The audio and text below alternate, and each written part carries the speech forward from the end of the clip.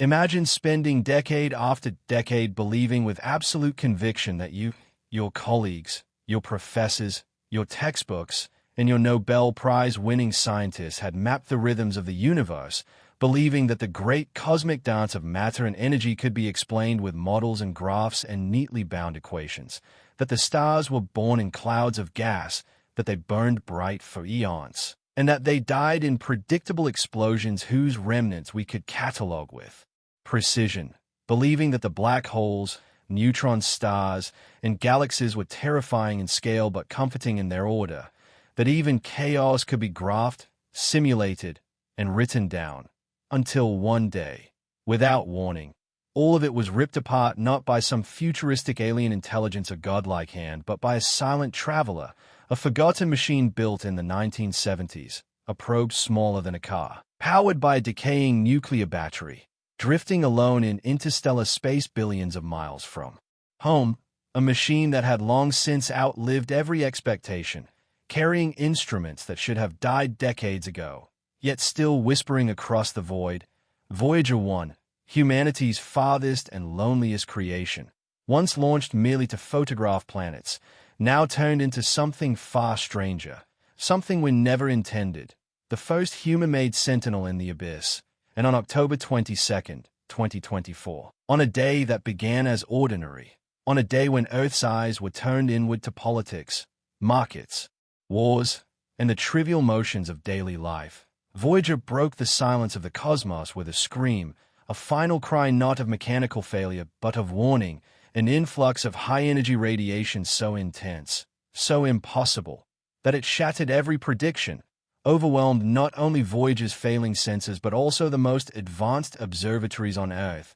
from NASA's Swift to Fermilab's detectors, flooding them all with blinding waves of power that drowned out the heavens for a moment. And in that instant, humanity was forced to confront the possibility that we had never truly understood the stage on which we lived, that the universe was not a calm clockwork of stars and galaxies but a battlefield of violence, a place where unimaginable forces could erupt without warning and without mercy. And at first, of course, scientists refused to believe, assuming a glitch, a dying probe transmitting nonsense, corrupted data, a malfunctioning memory buffer. But as the hours passed and the signals matched across multiple instruments, a terrifying truth crystallized. Voyager 1 had been the first to feel the shockwave of something that should not exist, a gamma-ray burst later designated JUBI 22109A, the brightest, most powerful ever recorded, so intense that it surpassed every previous energy record by orders of magnitude,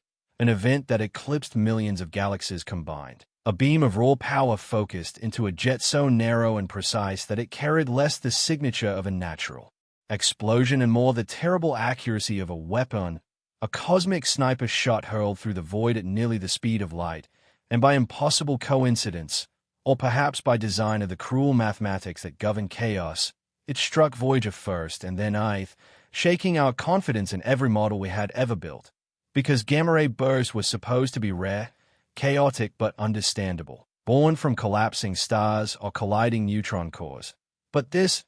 was something else entirely. Because when scientists examined the afterglow, the radio components, the sheer unnatural concentration of its energy, nothing fit. The equations bent, the models broke, the anomalies stacked one atop the other like accusations whispered from the cosmos itself. And for months the world's greatest minds tried to explain the impossible, some saying it must be a star collapsing into a black hole, others swearing it was the collision of neutron stars. But none of it held, because the burst was too sharp, too concentrated, too weapon-like. And when the James Webb Space Telescope finally traced its source, what it uncovered was not a rare cosmic accident but something disturbingly ordinary. A supernova, a simple stellar death, a process so familiar we had written it into textbooks as if it were mundane. Yet this one had erupted under conditions so extreme that it focused its fury into a jet tighter,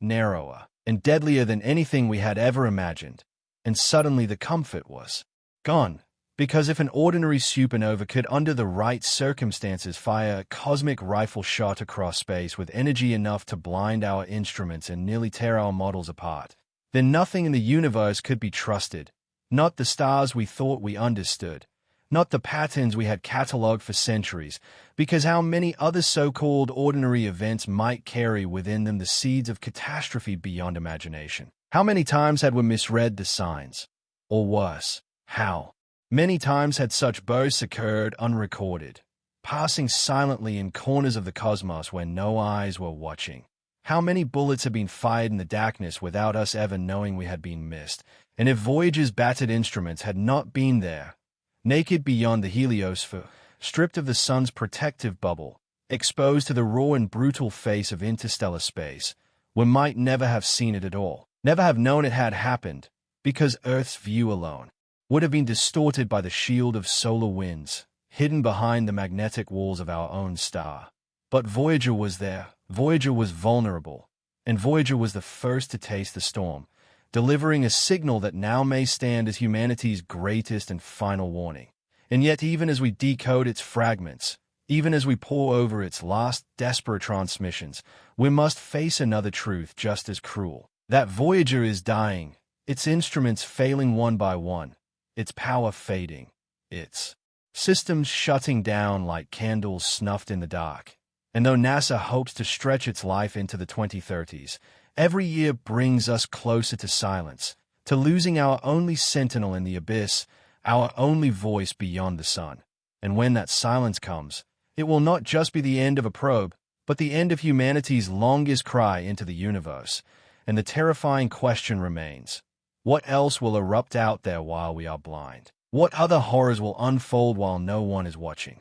Because GRB 22109A was not a random curiosity, not just another cosmic event, but a revelation, a tearing away of the veil we had wrapped around ourselves, exposing a universe far more violent, far more unpredictable, far more alive with catastrophic possibility than our arrogance had ever allowed us to believe. And Voyager's final message may have been less about science than about humility, less about data than about survival, a whisper from the abyss reminding us that we are not safe, that we are not wise, that we are not prepared, and the stars, those eternal lights we'll look up to for beauty and comfort, may not be guardians at all, but warnings, ancient fires trying to tell us in their own language that we live in a universe that does not care, a universe that laughs at our equations, a universe that will one day erase us as casually as it erases stars. And perhaps Voyager's dying voice was not just the sound of a machine fading, but the echo of the universe itself,